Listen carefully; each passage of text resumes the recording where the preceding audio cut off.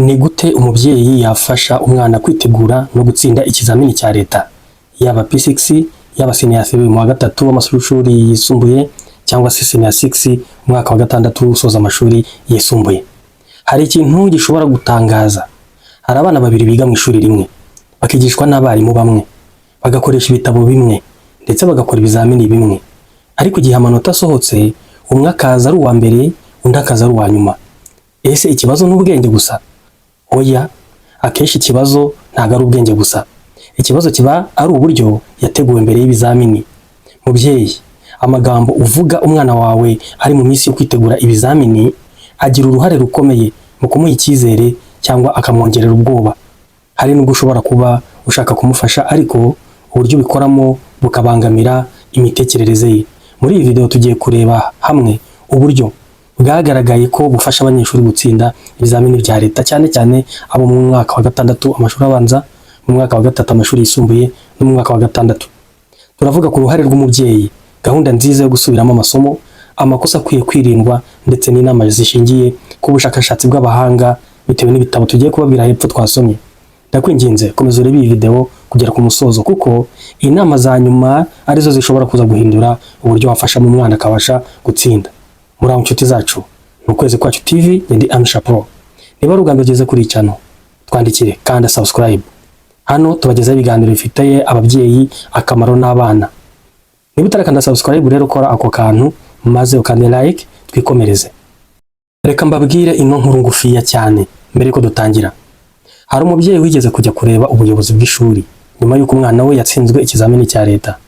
Yabwiye umuyobozi ati, "Sinumva ukuntu umwana wanjye yatsinzwe kandi twamwishyuriye amashuri meza, tumugurira ibitabo byose ndetse n'amasomo y'inyongera." Umuyobozi aramwenyura aramusubiza ati, "Hari ikintu kimwe mwibagiwe." Umubyeyi aramubaza ati, "Ni ikihe?" Umuyobozi aramubwira ati, "Mwigeze mumutera icyizere, mumushyiramo icyizere yuko ashobora kubikora? Mwahoraga mumubwira ko nadatsinda azaba akojeje isoni umuryango." Ayo magambo yahinduye uwo mubyeyi. Yatahuye ko umwana atarakeneye amafaranga gusa, yarakeneye urukundo, icyizere n'ubufasha bw'umuryango. Niyo mpamvu uyu munsi tugiye kureba icyo umubyeyi akwiriye gukora kugira ngo afashe umwana kwitegura ikizamini. Nshuti zanjye, ntutekereze yuko gufasha umwana gusubiramo amasomo ari uko wowe wize ibyo yize ukaba ugiye kujya umusobanurira. Oya, tugiye kureba uburyo umubyeyi utarakandagiye mu ishuri uyu munsi ashobora gufasha umwana we gutsinda Icyongereza, Igifaransa, imibare, science n'ibindi byose bitandukanye. Kuki ubufasha bw'umubyeyi ari ubw'ingenzi? Hari abantu batekereza bati, akazi k'umubyeyi ni ukwishyura amafaranga y'ishuri gusa. Oya, ubushakashatsi bwinshi bwerekana ko uruhare rw'umubyeyi rufite ingaruka zikomeye cyane ku musaruro w'umwana.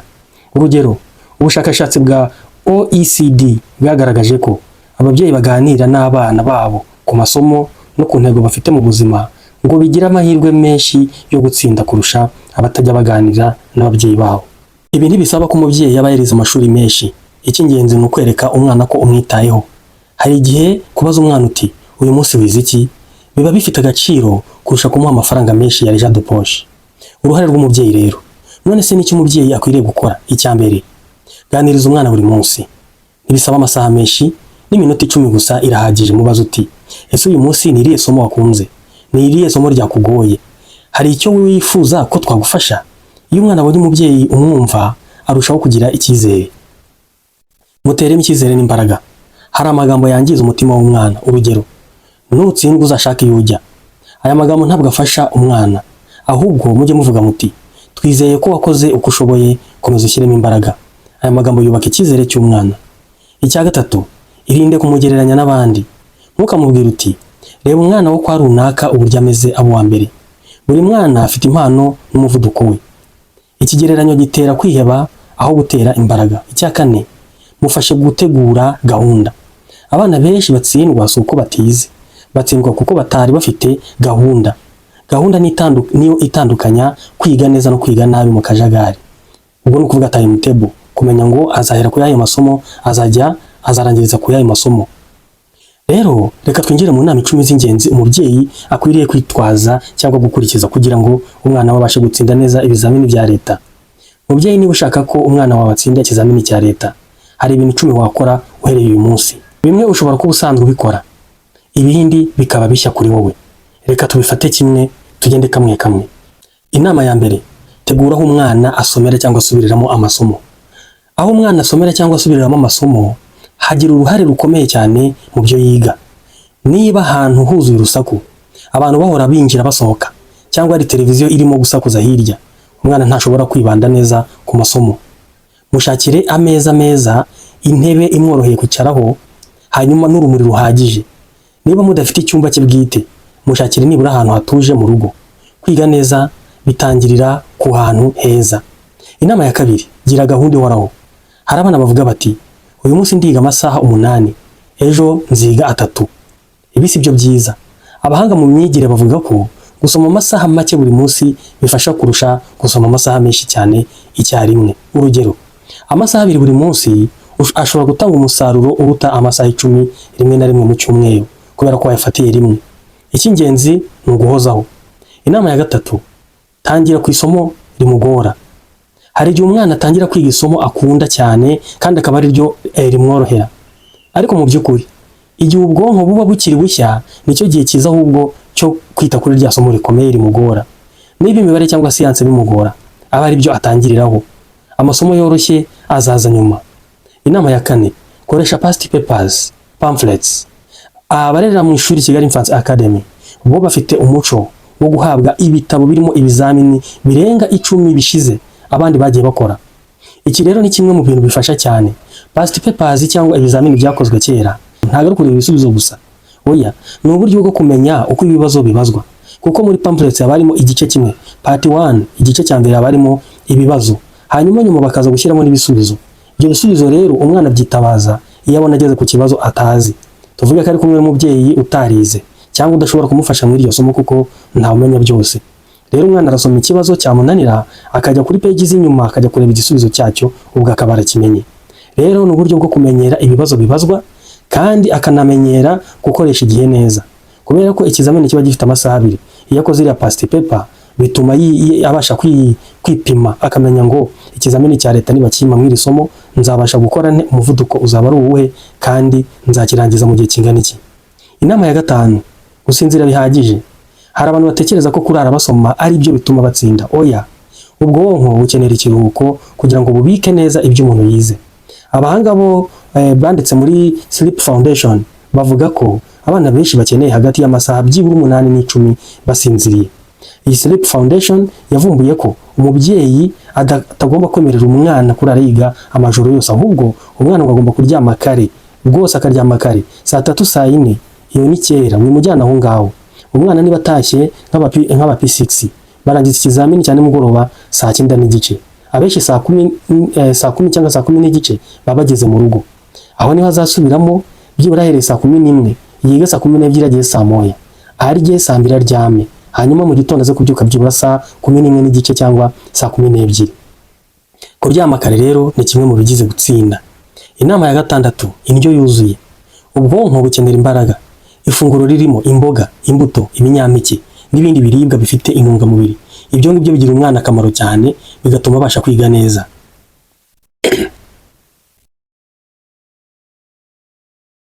Ntukemere ko ajya kwiga cyangwa gukora ibizamini ashonje. Ibyo biramubangamira cyane. Turaza kubaha gahunda y'uburyo mwabagaburiramo. Inama ya karindwi, gabanya gukoresha telefone. Muri iki gihe telefone yo irangiza cyane kandi kangiza abana. Hari umwana ushobora gufata telefone ngo arebe ubutumwa bw'iminota 2 bikarangira amaze isaha yose kuri TikTok, kuri WhatsApp, Instagram, Facebook n'izindi. Kiramo amategeko y'umwihariko. Urugero, telefone ikoreshwa ari uko gahunda yo kwiga irangiye. Ikindi, byaba byiza nk'iki gihe cy'ibizamini rwose umwana adakoze kuri telefone. Inama ya 8, ajya afata akaruhuko. Ubwonko nabwo burananirwa. Nyuma y'iminota 45 umwana ari kwiga na 50 yo kwiga, umwana akwiye kurukamo byibura iminota 10. Tuvuge ko uri umubyeyi ukavuga ko utize, ariko kubera ko aka kantu kazi kandi uzi igihe yatangiriye kwiga, nubwo ubona afite ubushake, ariko nakomeza kwiga ataruhuka araza kurambirwa.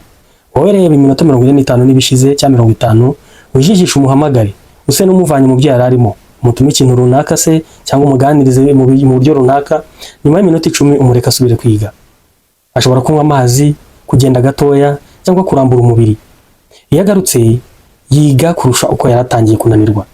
Inama ya 9, ganira ku ntego. Mubazo uti, na yahe manota wifuza kubona muri iki kizamini? Iyo umwana afite intego yiga azi icyo ashaka kugeraho. Mufashe gushyiraho itegeko n'intego zishoboka kandi zimutera imbaraga. Inama ya 10 ari nayo ya nyuma. Mutera icyizere. Ntabwo ukuti cyiza ariko no kukimushyiramo. Mubyeyi, hari impano udakeneye kugura amafaranga. Ni amagambo meza. Mubwira uti ndakwizeye mwana wanjye. Wize bihagije. Uzajya gukora ibyo uzi. Uzagenda ukora ibyo uzi, usubize ibyo uzi neza nta kibazo. Aya magambo ashobora kumuha imbaraga kurusha ikindi kintu icyo ari cyo cyose. Abanyeshuri ba primary 6 rero bo mu mwaka wa 6 w'amashuri abanza. Muri iyi minsi abanyeshuri ba primary 6 murabizi ko bari mu myiteguro y'ikizamini cya leta. Icyo umubyeyi akwiye gukora si ukongera igitutu, ahubwo no kongera ituze. Reba niba afite amakaramu, amakayi n'ibindi bikoresho byose azakenera. Mufashe gusubiramo incamake z'amasomo aho gutangira amasomo mashya. Muryamishe kare kandi umwereke ko umwizera. Mubyeyi, burya gutsinda ntibishingira ku bwenge gusa, bishingira no ku myiteguro, ku murongo, ku cyizere no ku rukundo umwana ahabwa mu gihe cy'ibizamini. Niba ushaka ko umwana wawe agera ku ntsinzi rero, tangira uyu munsi gushyira mu bikorwa izi nama. Tumaze kureba uko umubyeyi yafasha umwana wo mu mwaka wa 6 kwitegura ikizamini cya leta. Ariko se bite ku banyeshuri bo mu wa 3? Aha niho usanga benshi bahura n'ikibazo gikomeye cyo kwiga amasomo menshi cyarimwe, kumva igihe kidahagije no kugira igitutu. Hari n'ababyeyi bibwira ko umwana ugeze muri senior 3 aba akwiye kwiyitaho wenyine. Nyamara siko bimeze. Nubwo aba amaze gukura, aba agikeneye ubufasha, inama n'uburyo bwo kumufasha gutegura neza amasomo ye. Reka turebe uburyo umubyeyi yafasha umwana wo mu wa 3 w'amashuri yisumbuye. Mwibuke ko abenshi baba ku ishuri nta nubwo tubana nabo. Umwana wa senior 3 aba ari kwitegura kwimukira mu cyiciro gikuru cy'amashuri. Ibyo bituma ikizamini cya leta kiba gifite uruhare rukomeye. Dore ibyo umubyeyi yakora. Menya amasomo amugora. Ntukibande gusa ku masomo, ntukibande gusa ku manota meza azana. Mubaze uti ni irihe somo rikugora cyane? Iyo umwana yumvishe ko ushaka kumufasha aho kumucira urubanza, arushaho kukugirira icyizere no kukigira ubwe. Kabiri, mufashe gutegura gahunda y'icyumweru. Aho gusoma amasomo yose ku munsi umwe, ategure gahunda. Urugero, kuwa mbere yige mathematics na biology, kuwa kabiri wenda yige English na chemistry, kuwa gatatu yige physics na geography, kuwa kane wenda yige history na kinyarwanda, wenda kuwa gatanu gusubiramo aho yagize intege nkeya, kuwa gatandatu wenda gukora past papers, agasubiramo ibizamini abandi bagiye bakora, ku cyumweru wenda gusubiramo no kuruhuka. Iyo gahunda ituma ubwonko bwe butarambirwa. Gatatu, mutoze gukoresha igihe neza. Hari abanyeshuri bamara amasaha menshi cyane bicaye imbere y'ibitabo bari mu kwiga. Ahubwo si byiza.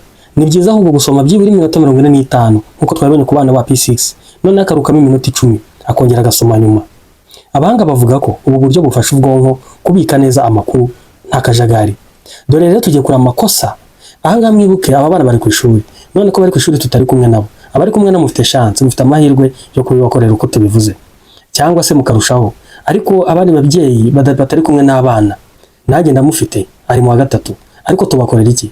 Inshuro nyinshi baraduhamagara, batwaka amafaranga, n'urugero Arjado Posh, batubwira amakuru yuko bamerewe n'ibindi. Nugira iyo chance rero, niba hari visit ukaba waramusuye, wagombye ko waramubwiye bino bintu, kandi uracyafite iminsi yo kumusura kuko senior 3 bazatangira amatariki 12. Hanyuma ikintu wamukorera ni iki ngiki: kuri telefone wamubwira uko agomba kwitwara. Dore amakosa akunze gutuma abanyeshuri ba senior 3 batsindwa. Mumurikire kandi urasanga harimo ikosa ry'umubyeyi. Hari amakosa akunze kugaragara buri mwaka. Ikosa rya mbere, kurara basoma. Hari abatekereza ko kurara ijoro ryose ari byo bizabafasha. Nyamara umubiri uba ukeneye kuruhuka kugira ngo ubwonko bukore neza. Ikosa rya kabiri, kwiga ibyo bakunda gusa. Nuhamagara umwana mukavugana, umurinde kandi umubwire kwirinda kwiga ibyo akunda gusa. Umwana ushoboye mathematics ashobora kumara igihe kinini ariyo yisubiriramo gusa, akirengagiza chemistry cyangwa English kuko bimugora. Ibyo bishobora rero kumugiraho ingaruka mbi. Ikosa rya gatatu, kudakora ibizamini byabanje, past papers. Ibi bizamini abandi bagiye bakora bimufasha kumenya uburyo ibibazo bibazwa, kumenya igihe gikenewe kugira ngo arangize ikizamini no kwiyongerera icyizere. Kuko yabikoze agasanga ibyinshi birimo abizi, bimwongerera icyizere ko rwose nibizaza azabishobora. Yasanze atabizi kandi nabwo arushaho kubisubiramo kugira ngo yumve yigiriye icyizere. Ikosa rya kane rituma abana batsindwa, gukoresha telefone igihe kinini. Mbere y'ikizamini, kugabanya igihe umwana amara ku mbuga nkoranyambaga. Rwose byaba byiza telefone ahangaha muzivanyeho burundu kugira umwana arangije ikizamini. Iyo umuntu ahora ahinduranya hagati yo kwiga na telefone, bigabanya ubushobozi bwo kwibanda cyangwa focus ku masomo. Reka rero turebe uburyo wakoreshamo past papers. Ibi bizamini abandi baba barakoze. Ababyeyi benshi bibwira ko gukora past papers ari ugusubiza ibibazo gusa. Oya, Hari uburyo bwiza bwo kubikora. Intambwe ya mbere, hitamo ikizamini kimwe. Intambwe ya kabiri, kora nk'uri mu kizamini nyacyo. Intambwe ya gatatu, ntukoreshe igitabo cyangwa telefone. Intambwe ya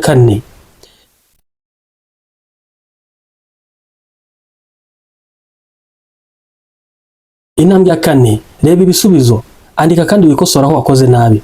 Intambwe ya gatanu, subira muri aya masomo yose aho ureba utabashije kwitwara neza. Ubu buryo bufasha kurushaho gusoma ibintu byose inshuro nyinshi. Ubutumwa ku babyeyi. Mubyeyi, ntugahore ubaza umwana uti uzatsinda se, ahubwo mubaza uti uyu munsi wize neza.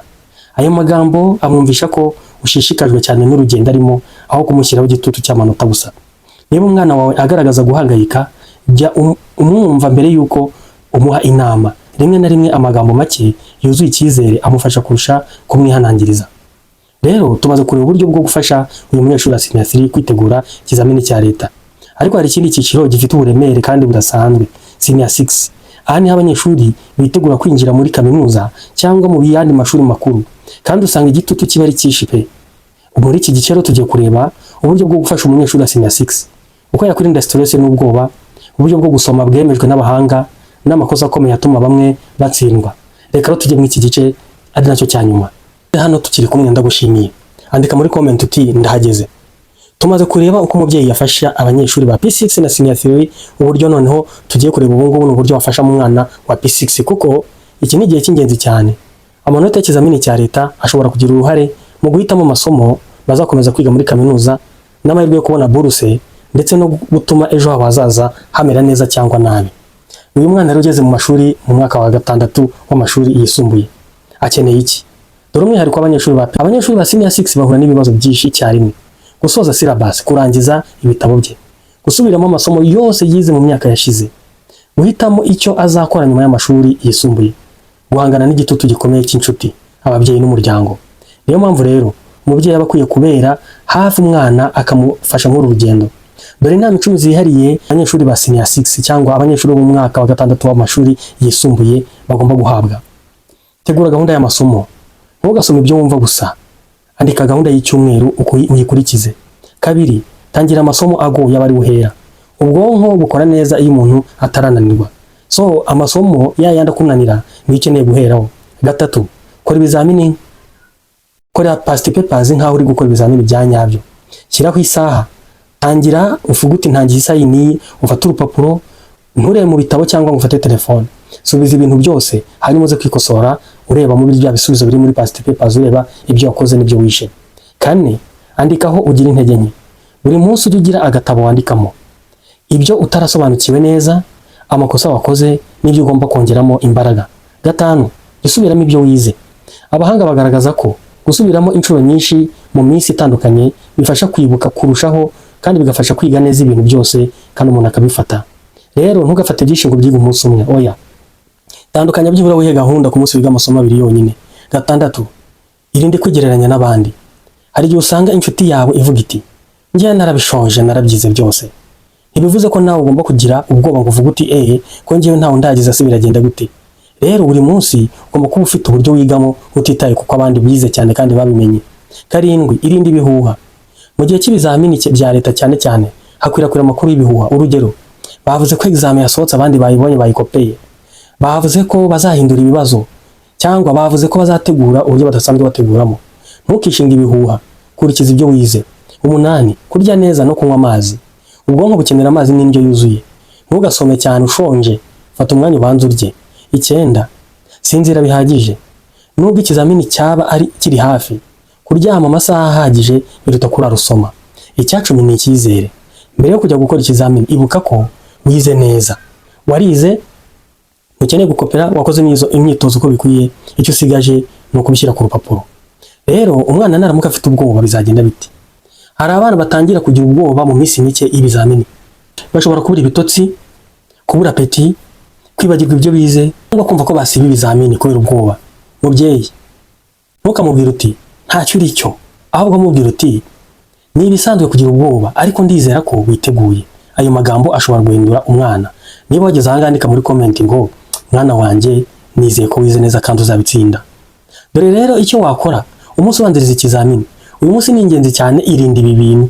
mubyeyi mwana wa P6, mwana wa senior 3, mwana wa senior 6, umunsi ubanziriza ibizamini irinde kino kintu.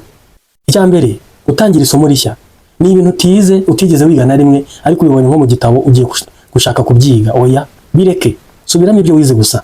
Kurara usoma ijoro ryose ntuzakore iryo kosa. Sinzira byibura guhera saa 2 z'ijoro saa 3 kandi ubyuka hagati ya saa 11 n'igice na saa 12 bari bwongera gusubiramo. Kujya mu mpaka n'abandi banyeshuri bavuga ko ibizamini byari byoroshye cyangwa byari bikomeye. Nshuti yanjye, ntuzigere na rimwe ujya muri groupe z'abari kuvuga ibisubizo bashubije. Uzi bigutera stress kuko hari abavuga ugasanga ibyo bari kuvuga ntabwo ibyo bashubije, kandi akenshi uri kuvuga ko ibyo yashubije yita umuhanga, hari igihe kubera over confidence cyangwa kwigirira icyizere gikabije nabyo bishobora gutuma yabishubije ibitari byo. Hanyuma we wajya kumva ibyo ngibyo bikagutera pressure.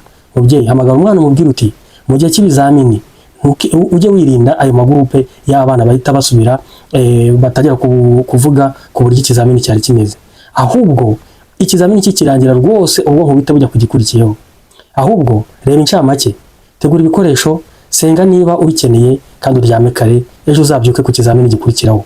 Ku munsi w'ikizamini rero, kanguka kare, fungura neza ibya mu gitondo, gerageza kugera ku kigo kare, ntunywe ibinyamasukari byinshi cyane biza kukuderanya mu gihe cy'ibizamini. Wakwinywera amazi, umara gufata icyayi n'umukati gusa birahagije, n'imbuto nk'umuneke, ironji n'ibindi. Gerageza kugera ku ishuri ku gihe.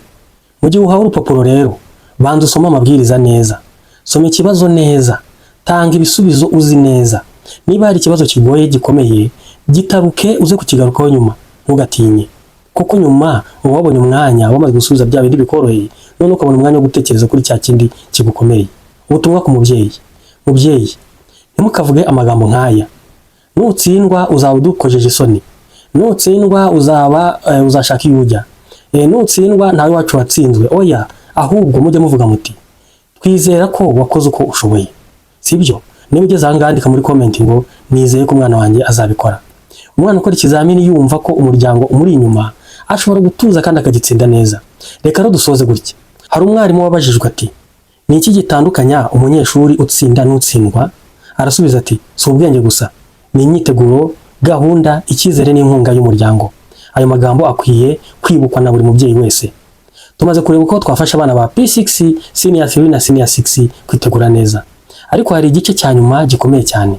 Mu gice cya 4 tugiye kureba amakosa 15 akunze gukorwa n'ababyeyi mbere y'ibizamini, ibyo umwana akwiye gukora nyuma y'ibizamini, n'ubutumwa bwa nyuma buzatera icyizere umwana n'umubyeyi kugira ngo bifashe umwana gutsinda. Rero dore ngibi, niba wageze muri iki gice cya nyuma ndagushimiye cyane. Andika uti ngeze mu gice cya nyuma. Mu bice byabanje twabonye uko twafasha bari abana, ariko hari ikintu kimwe cy'ingenzi dusigaje: amakosa akunze gukorwa n'ababyeyi ubwabo. Hari igihe umubyeyi yaba agamije gufasha umwana ariko uburyo abikoramo bikarangira ahubwo amwangije, bikamugiraho ingaruka mbi. Reka turebere hamwe ayo makosa maze tubashe kuyirinda. Ikosa rya mbere: gushyira igitutu gikabije ku mwana. Rwose muha amahoro, yumva atuje, kora uko ushoboye, twizeye ko uzatanga imbaraga zawe zose kandi ugatsinda. Bariyo magambo ubwira umwana. Kabiri: kumugereranya n'abandi. Uratangira umubwira uti umwana wo kwa runaka ko ahora uwa mbere, kubera icyo utaba uwa mbere. Oya, buri mwana afite ubushobozi bwe n'umuvuduko we. Ese wowe wabaga uwa mbere? Ndetse ntihari ibyo wabashije kugeraho? Gatatu: kumuhatira gusoma amasaha menshi nta kiruhuko. Ubwonko burananirwa mubyeyi, bituma umwana ananirwa rwose. Amasaha birabahagije ku munsi. Kumwe mu mwanya wo gukina cyangwa gukora imyitozo ngororamubiri. Hari ababyeyi bashaka ko mu gihe cy'ibizamini umwana focusinga gusa ku masomo. Oya, agomba kubanza agakinaho byibura iminota 20-30, agakina na bagenzi be, agakaraba, akabona kujya ku ishuri cyangwa akajya mu ishuri aho ngaho wita mu ishuri aho ngaho iwanyu mu cyumba cye cyangwa ahandi hantu yigira. Gatanu: kumubuza kubaza ibibazo. Hari abana batinya kubaza kuko batekereza ko bafitanye. Hari abana batinya kubaza kubera ko batinya ko babafata nk'injiji. Mushishikarize kubaza aho atumva. Gatandatu: kutamwitaho mu buryo bw'amarangamutima. Hari igihe umwana aba adakeneye ibitabo gusa, ahubwo akeneye umuntu umwumva. Mwumve mw'iyi minsi bizamufasha. Karindwi: kumureka agakoresha telefone. Oya, shyiraho amategeko yumvikana, nta telefone mu gihe cy'ibizamini. 8: gutegura ibikoresho mbere y'ikizamini. Reba ko umwana afite amakaramu ahagije, byibura amakaramu 2 umubyeyi ubyumve. Ajyana amakaramu 2 meza, yandika neza. Reba ibiranga umunyeshuri niba bifite, niba ari ikarita y'ishuri ari bubazwe cyangwa se niba yemerewe gukoresha calculator akaba yayijyanye. Reba imyambaro ye niba imeze neza.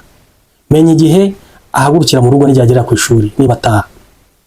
Kwereka umwana ko nawe ufite ubwoba, iryo ni ikosa rya 9. Niba umubyeyi ahora ahangayitse, umwana wazabifata ate?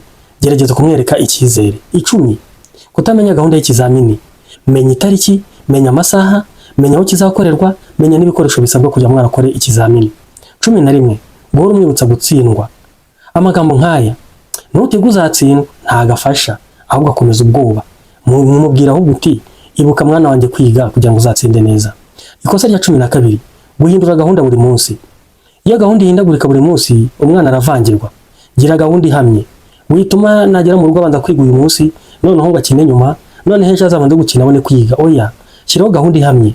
Mwana wanjye ugera mu rugo saa 11, ujye ukina kugera saa 12, wiga guhera saa 12 kugera saa 2, saa 2 urye hanyuma saa 3 uryame. Iyo gahunda nihora mu bizamini umwana azabikora neza. Ikosa rya 13. Kutita ku ndyo icyo umwana arya. Ntukemere ko ajya gukora ibizamini ashonje. Ifunguro ryoroheje kandi rifite intungamubiri rirahagije. Kandi ugatume nanone ajya kwihaza cyane mu kizamini.